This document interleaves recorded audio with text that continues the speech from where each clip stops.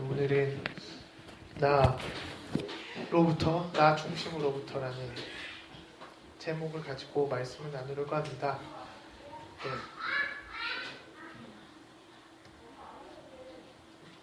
말씀 나누기 전에 예배 시작하기 전에 호연이가 여기 강단에 올라와서 물을 쏟았어요. 그때 안 좋은 징조가 이렇게 있어서 아직 청년 안 왔죠? 네, 그렇습니다. 여튼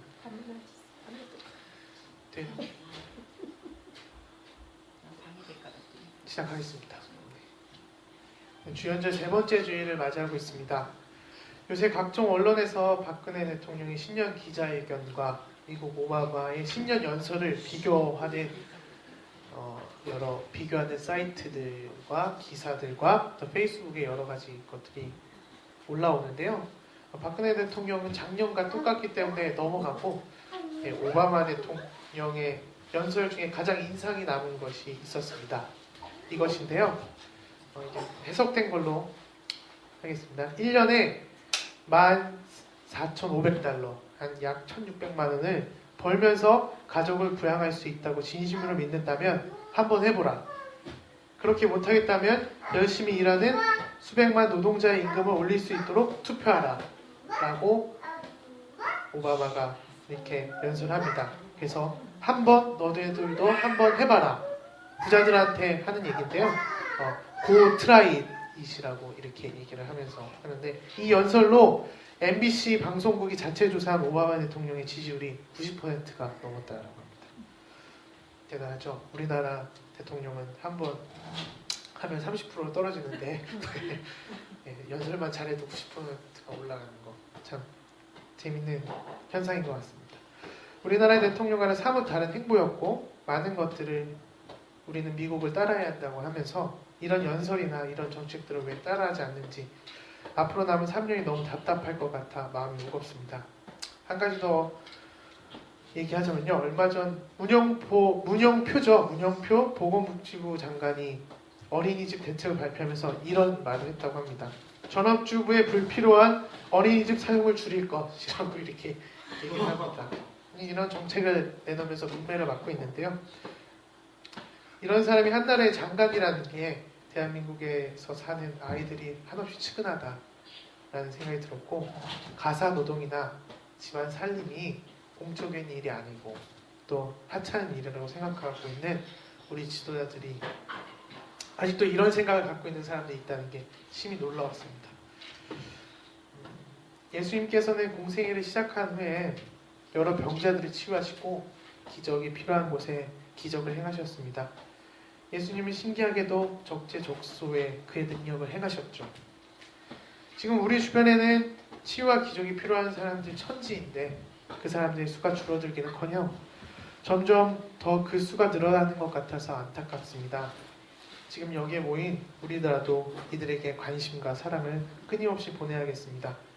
그리고 우리 그리스도인들은 하나님의 뜻에 따라 이 어려운 시기 잘 살려고 노력해야겠습니다. 헬렌 켈러의 자서전 사흘만 볼 수 있다면에서 브룩스 주교가 헬렌 켈러에게 이렇게 얘기합니다. 이 세상엔 오직 하나의 종교가 있을 뿐이란다. 사랑의 종교 말이다. 내 마음과 영혼을 다하여 하늘에 계신 내 아버지를 사랑하려. 할 수 있는 한 힘을 다해 하나님의 모든 자녀를 사랑하고 선이 악보다 크고 강함을 잊지 말거라.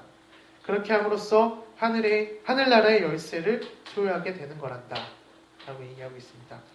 박근혜 정권 3년차를 보내고 있는 조은만장교회 성도님들은 선이 악보다 큼을 잊지 마시고 악의 싸움에서 승리하며 이에 대한 기쁨을 획득하시는 여러분들이 되기를 기도하겠습니다.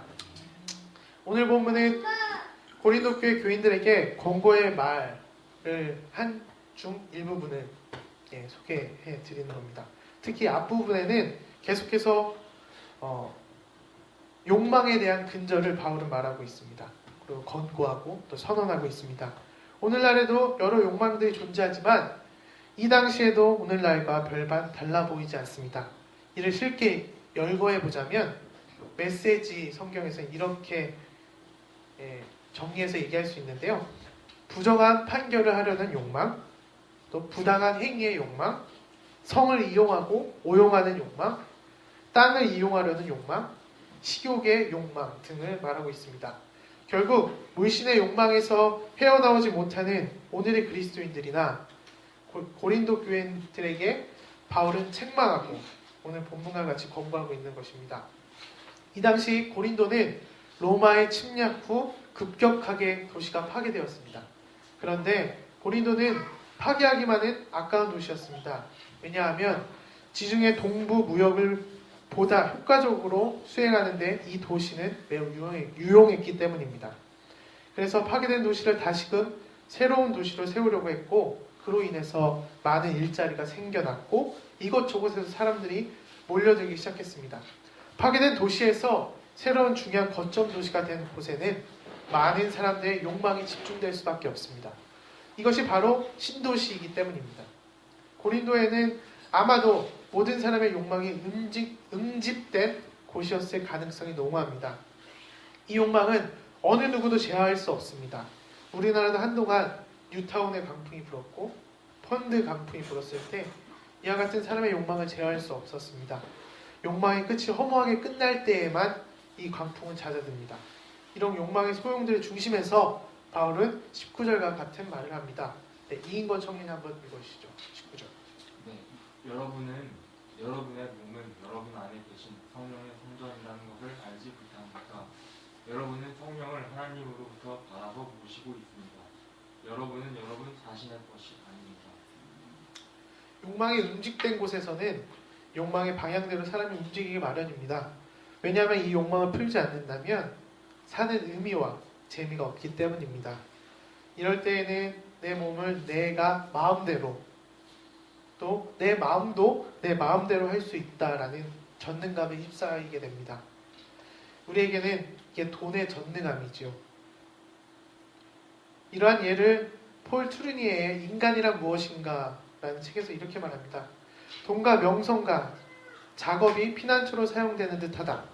돈이 있으면 당당해지고 돈으로 은혜를 베풀면 남들에게 고맙다는 말을 듣는다. 부모들이 아이들에게 돈을 쥐어주며 입을 다물게 만드는 모습도 흔히 눈에 띈다. 자녀들이 성장해서 결혼 후에도 부모는 아량을 가장하며 자녀들을 금전적 의존 상태에 몰아넣음으로써 자신과 동등한 위치에 올라서는 것을 방해한다. 한마디로 자신과의 유아적 관계를 그대로 유지시키려 한다. 또 반드시 설명이 필요한 어떠한 상황이 닥치면 부인에게 선물을 주어 말문을 막아버리는 남편들도 많다라고 얘기하고 있습니다. 저도 예전에 이런 거 많이 했었는데요. 저희 아버지가 흰머리가 많으셔서 저 중고등학교 때 알바로 흰머리 하나당 100원씩 해가지고 10,000원씩 100개 뽑아야 되는 거잖아요. 이렇게 100개 뽑고 그랬던 적이 있고, 요새 뭐 말 잘 들으면 1,000원 줄게 뭐 이런 거 되게 많거든요. 설날에 가면 말 잘 들으면 용돈 줄게 뭐 이런 것도 되게 많고, 요새는 저는 이제 아들 둘을 키우다 보니까 규현이가 또봇 시리즈 중에서 하나가 없어요. 요새 새로 근데 그게 되게 비싸긴 해요. 비싸긴 한데 말 잘 들으면 그거 사줄게 막 이렇게 얘기하거든요. 참 안 좋은 건데 이런 돈으로 모든 것이 다 된다라는, 요새는 뭐 돈으로 웬만한 건 다 되잖아요. 우리들에게 해당되는 이야기죠. 오늘날 같이 비정규직이 양산되고 청년 실업이 극에 달한 시대에서 돈의 전능함은 우리의 영혼까지 탈탈 털리게 합니다. 그런데 바울은 이러한 시대의 조류에 정면으로 반기를 듭니다. 바로 내 몸이 우리 자신의 것이 아니라는 것입니다. 이는 욕망을 대입해도 마찬가지인데요. 이들은 욕망 추동으로 삶을 살아가고 있습니다. 바로 이들은 심각한 환상 혹은 착각 속에 빠져 살고 있는데, 다시 말해서 이들과 고린도 교인들에게 정신 차리라 라고 바울은 얘기하고 있습니다. 여기서 주목해야 할 것이 바로 성전인데요. NIV 성경에서는 템플이라고 해석합니다. 뭐 템플 스테이 되게 이런 거 되게 많이 하잖아요. 영어로. 사원이나 회당, 그리고 예배당을 해석하는데요. 보통 템플은 하나님을 상징하지 않습니다. 하나님을 모시는 곳, 장소로 여겨집니다. 그래서 예배나 제사를 통해서 각자의 신을 부릅니다. 그런데 성령의 성전, 즉 템플 오브 더 홀리 스피릿으로 해석하게 되면 좀 해석이 좀 달라지는데요. 이는 하나님이 계시는 곳으로 인식되어야 합니다. 바울은 우리들에게 너희 몸은 성령의 성전이라고 말합니다. 바로 우리들 몸에는 하나님이 계신다라는 것입니다. 그러면 이후부터는 설명이 쉬워집니다. 하나님이 계신 곳에서는 하나님의 뜻대로 사는 것이 중요합니다. 그렇다면 우리의 마음을 자세히 살펴볼 필요가 있고 무엇이 하나님의 뜻이 맞는지 아닌지를 구별해야 한다는 것이죠. 이것이 첫 번째 성전이 할 일입니다. 교회가 할 일이기도 하고요. 성전을 헬라어로 풀어보면 에클레시아입니다. 에클레시아는 교회의 본어기도 한데요. 에클레시아의 시작은 바로 가정에서부터 시작됩니다. 갈라디아서 6장 10절을 보면 이런 얘기가 나옵니다. 그러므로 기회 있는 동안에 모든 사람에게 선한 일을 합시다. 특히 믿음의 식구들에게는 더욱 그렇게 합시다. 라고 바울이 그리스도인들을 믿음의 식구라고 얘기를 하는데요. 에클레시아의 근본 바탕은 이렇습니다. 초기 그리스도교회 사회사에서 이렇게 얘기하는데요. 형제 사랑은 각 핵가족이나 친척 간의 속에서의 연대를, 이웃사랑은 이웃이나 친구 관계의 균형 잡힌 호혜성을 재현한다. 신약성서에서 친구 사랑에 대한 암시도 이와 같은 맥락에서 볼 수 있는데 친구 사랑은 이웃 사랑 및 형제 사랑하고도 겹칠 수 있다. 나아가 바울은 이웃 사랑을 형제 사랑으로 해석하는 것처럼 보이나 또한 손님 한 대는 균형 잡힌 호혜성의 컨텍스트에서 연대한 형태다 라고 하는데 내가 성전이 된다는 의미는 균형 잡힌 호혜성을 바탕으로 하나님의 뜻을 펼쳐나가야 된다는 뜻입니다. 다시 말해서 적어도 좋은 공동체 내에서 서로 혜택을 누릴 수 있는 하나님의 뜻을 찾고 이를 실천해 나가야 한다는 것입니다. 그 중심에는 하나님이 있고 그 중심을 따라서 하나님의 뜻을 실천해야 하는 내가 있습니다. 이어서 20절을 보겠습니다. 바울은 다음과 같이 말합니다. 여러분은 하나님께서 값을 치르고 사들인 사람입니다. 그러므로 여러분의 몸으로 하나님을 영화롭게 하십시오. 20절을 김진호 목사는 리부팅 바울에서 이렇게 주석합니다. 바울은 이 서신을 수신 자들의 일종의 노예로 비유하고 있다. 그런데 소유주가 하나님이다. 하나님이 이들의 값을 치르고 샀다는 것이다. 해방 노예의 경험을 가진 이들이라면 이 말이 누구보다도 절절하게 은혜로 체감됐을 것이다. 또한 뿌리 뽑힌 자의식으로 살아야 했던 이 도시의 다수 불안계층의 사람들은 자신의 불안을 해방 노예의 존재론적 불안과 연결된 언어로 표현하는 것이 낯설지 않았다. 그런 이들에게 몸을 위탁할 곳이 생겼다는 것이 얼마나 큰 축복인가 라고 말합니다. 하나님이 나의 성전이 된다는 것은 나의 정체성을 갖는 길이고 이 정체성을 따라서 나를 움직이는 것입니다. 이것은 욕망 추동으로 움직였던 누군가가 하나님의 추동으로 움직이는 것입니다.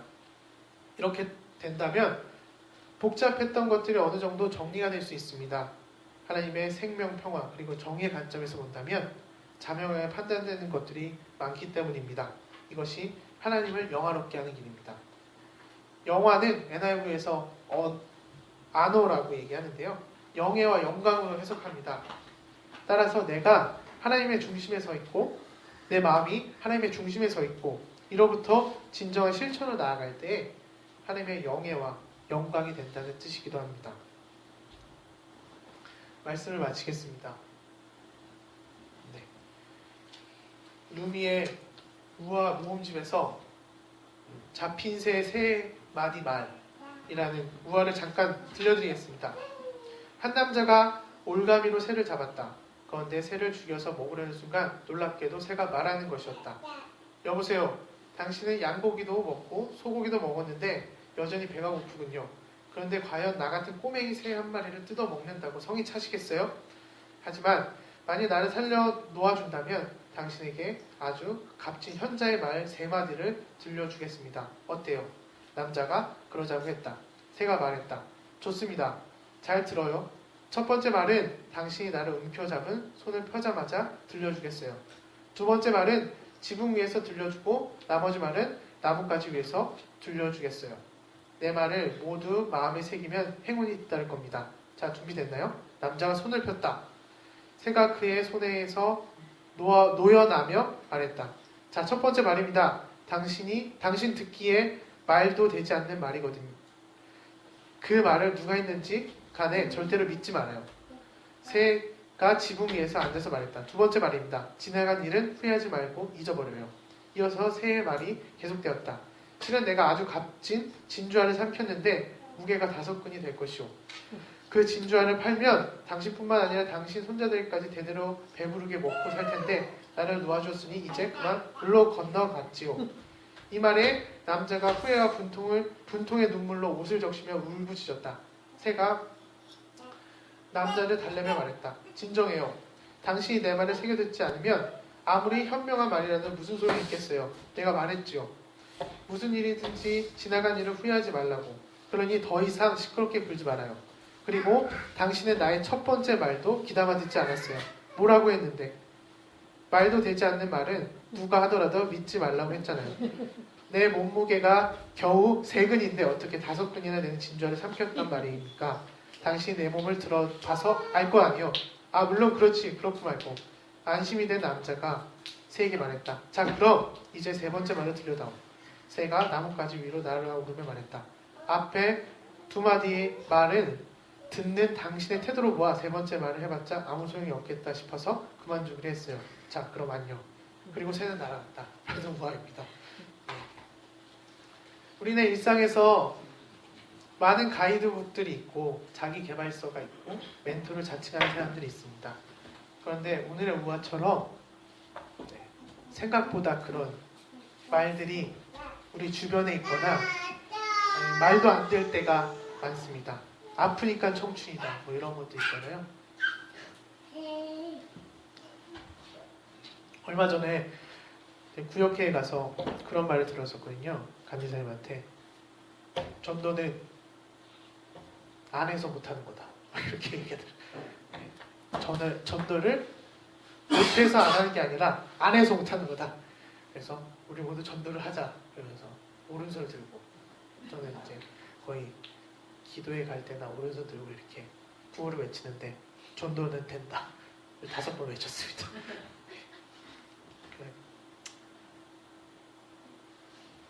네. 참 그런 것들 보면서 우리한테 가장 필요한 것이 기도라고 얘기를 많이 하더라고요. 네, 이런 모습을 볼 때 우리 주변들이 우리를 넘어지지 않기 위해서 우리는 애쓰잖아요. 그런데 우리들을 넘어뜨리기 위해서 길을 엿보는 사람들이 너무나도 많습니다. 넘어지지 않기 위해서 우리는 바로 중심을 잘 잡아야 합니다. 바로 하나님을 우리의 중심에 두는 일입니다. 이 중심을 지키는 것은 처음의 시작이면서 마지막이기도 합니다.